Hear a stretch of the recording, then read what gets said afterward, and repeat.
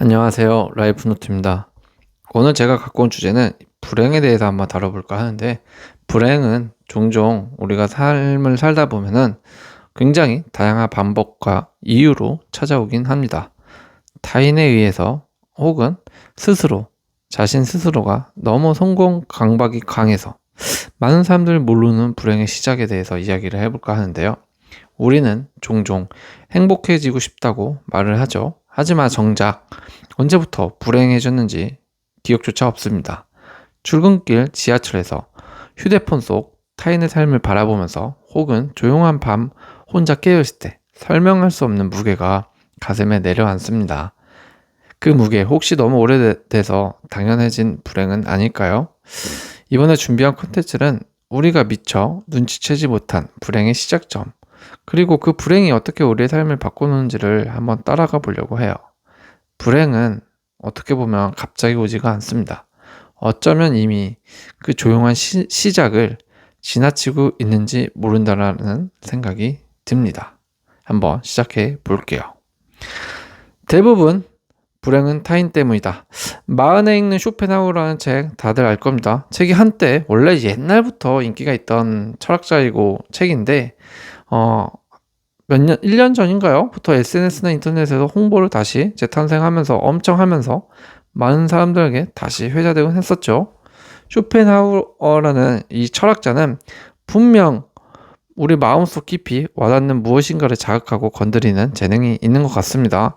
이 책을 읽는 사람들은 모두 깊은 공감을 하고 삶은 이런 게 맞아. 원래 고통스럽고 고통스러운 이유도 내면의 이유도 있겠지만 타인에게서 오는 이유가 대부분이야 라고 하면서 스스로 위로도 받으며 삶에 대한 의미를 다시 한번 되돌아보게 되는 책임은 분명할 겁니다. 아직도 안 읽었다면 이 부분은 꼭 40살이 안 되셨더라도 읽어보세요. 와닿고 좋은 문구들이 많습니다. 그 안에서 몇 가지 문구가 마음에 깊이 와닿은 점이 있는데요. 바로 불행은 타인 때문이다라는 문구 같아요. 몇 글자 안 되는 짧은 문구인데도 불구하고 이 문구에는 많은 의미를 함축하고 있다는 것을 직감적으로 알 수가 있습니다. 왜냐하면 인간들 모두 공감하고 있고 내면 속 깊은 어딘가에서 자리 잡고 있는 이미 알고 있는 마음이기 때문에 그런 거 아닐까라는 생각을 해보게 되는데요. 그리고 사람들이 불행에 대해서 말을 할 때 대부분 모르고 있는 이유 중에 하나라고 생각을 합니다. 인간이 불행한 이유는 분명 많을 겁니다. 하지만 정말 심도 있게 깊이 잘 생각해 보세요. 결국 인간의 불행을 불러오는 원인은 자기 자신일 거고 그것을 해결할 수 있는 것 또한 자기 자신이 아닐까라는 생각을 해보며 오늘은 쇼펜하우어의 책에 빗대어 불행이라는 주제에 대해서 한번 이야기해 보도록 하겠습니다. 이런 문구가 있죠. 자존감을 갖고 살아라. 쇼펜하우어는 자존감을 갖고 살라고 말하고 있습니다. 이 문장을 처음 읽었을 때는 저는 바로 비교심이 떠오르더라고요. 비교심. 우리는 무언가를 할 때 자꾸 남과 비교하게 되죠. 예를 들어 내가 주식이나 코인에 투자해서 수익을 냈다고 칩시다.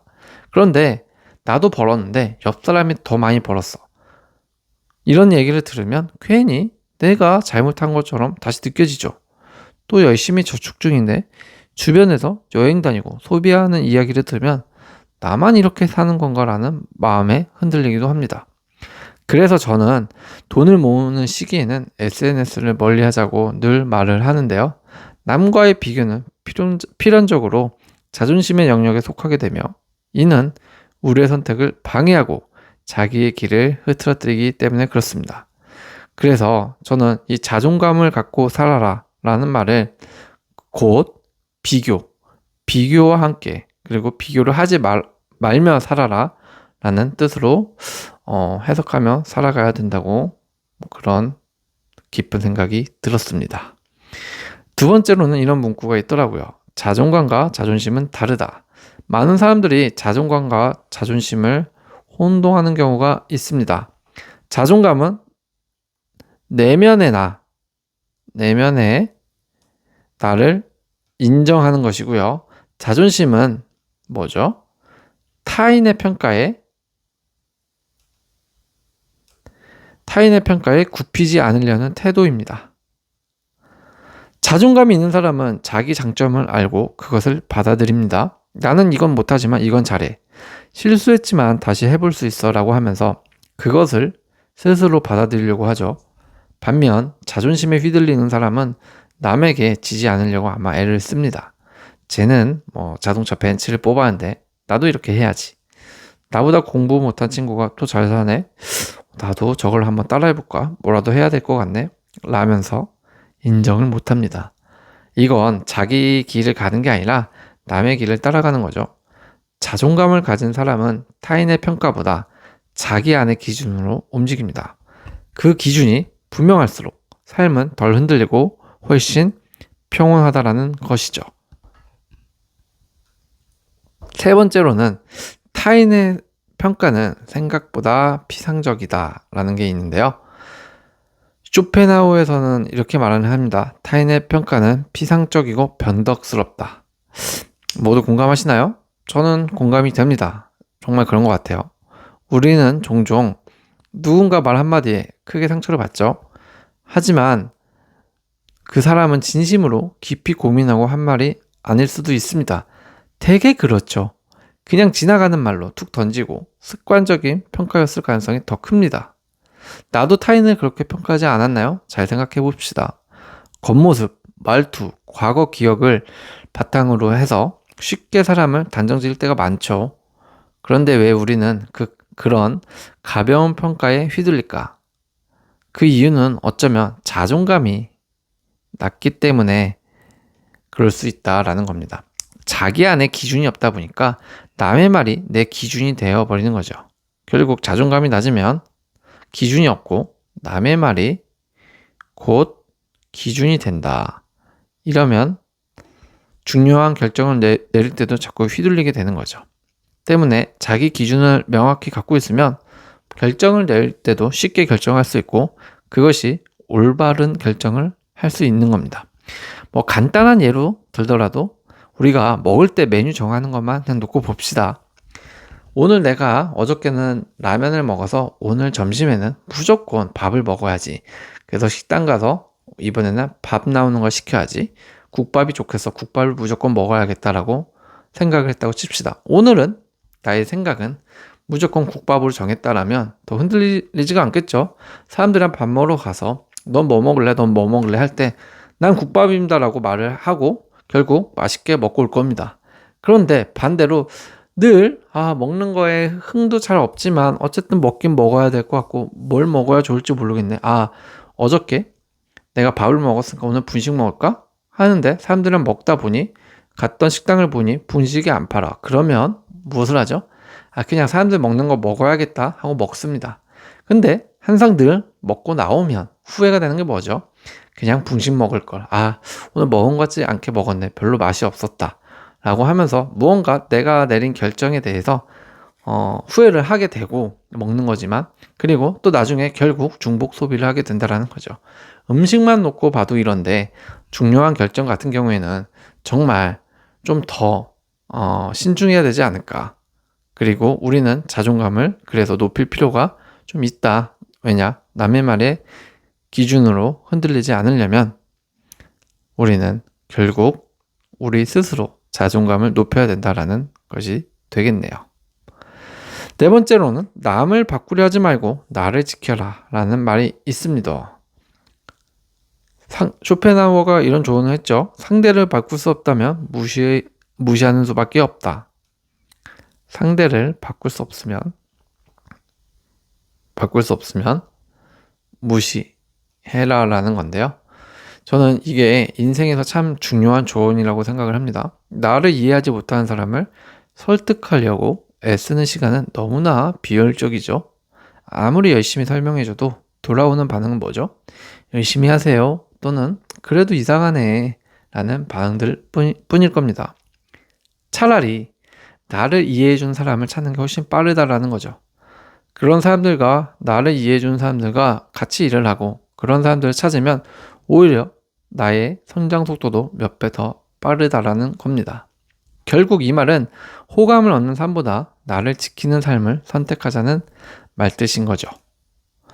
다섯 번째, 내가 진짜 원하는 게 뭔지를 찾아보라는 겁니다.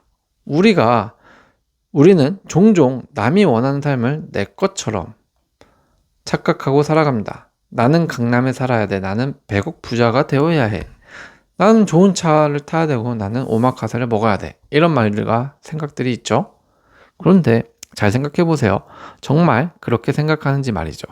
곰곰이 생각해 보면 어쩌면 그건 남들이 바라는 이상적인 삶일 뿐일 겁니다. 내가 정말 원하는 삶은 아닐 수도 있다라는 거죠. 제 이야기를 잠깐 하자면 저는 중학교 때 친하게 지냈던 정말 친한 친구가 있습니다. 그 친구는 아주 가난한 건 아니었지만 분명한 건 가정 환경이 넉넉지는 않았어요. 부족한 것도 사실이었고요. 어릴 때부터 아버지가 조금 일찍 돌아가셔서 어머님과 또 여동생과 살던 친구였는데 그 친구는 너무 친해서 1년에 한 번 봐도 어색하지 않은 친구였어요. 그런데 그 친구는 어릴 때부터 항상 저한테 입버릇처럼 내뱉었던 말이 자기는 꼭 부자가 될 거고 그렇게 되고 싶다라고 하더라고요. 지금은 서로 결혼하고 아이도 있어서 1년에 한두 번 정도 보는 사이가 되었는데요.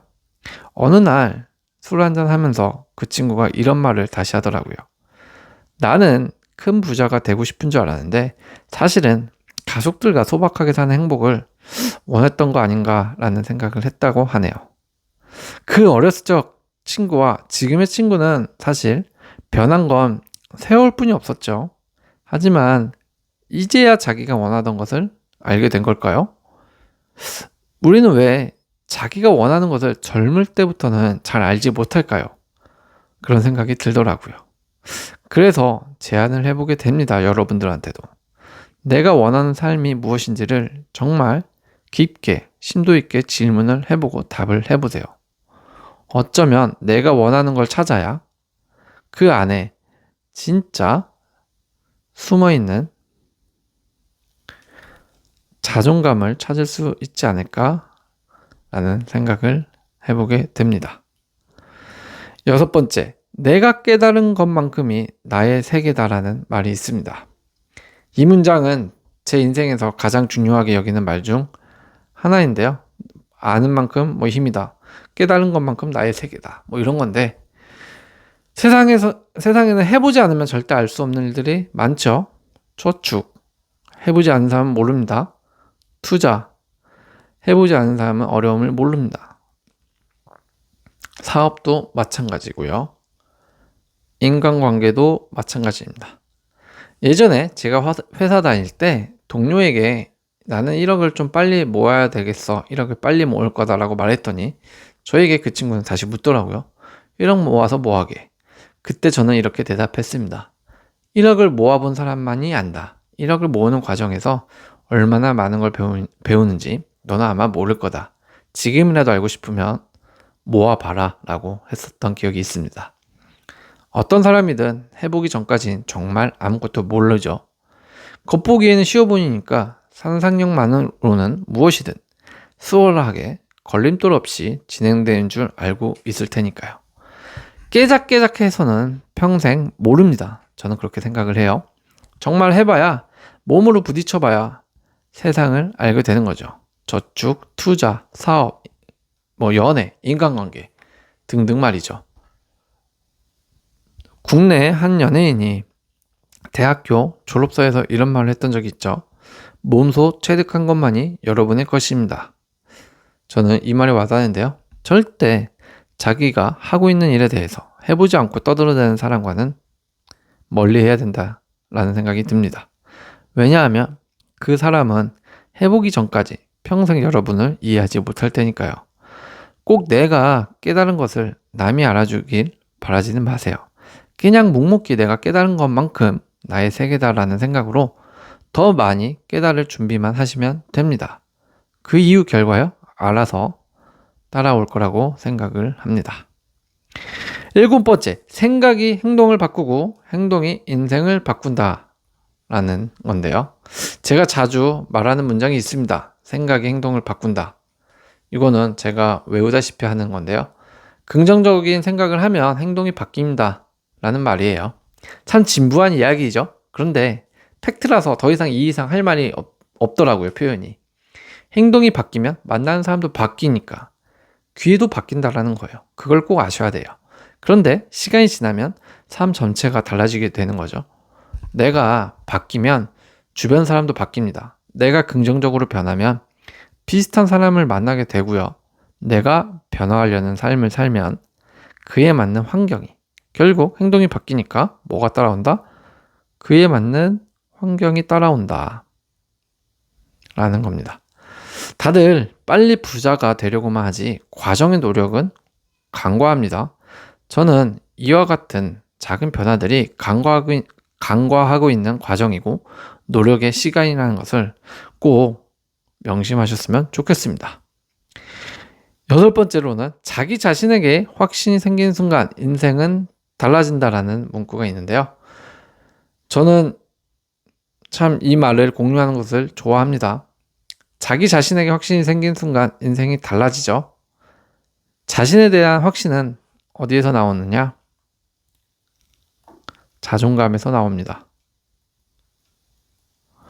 그리고 그 자존감은 남과의 비교가 아니라 나의 길을 묵묵히 걸어가는 데서 생긴다라는 거죠. 10년 후, 20년 후에 뒤돌아보세요. 내가 선택한 그 길이 나를 어디까지 데려다 줬는지 생각보다 많은 것이 달라져 있을 겁니다. 이런 이론은 한 가지 영역에만 국한되는 것이 아니라고 생각을 해요. 취업 준비, 사업, 연애 등도 적용이 됩니다. 자신을 사랑하고 자신에게 확신이 생기면 모든 부분에서 자존감, 자신감이 올라갈 거고 그것은 그 사람의 얼굴 표정을 바꾸게 합니다. 그리고 그러면 일의 능률 면에서도 더 업이 될 수 있고 시너지 효과가 날 수 있다는 거죠.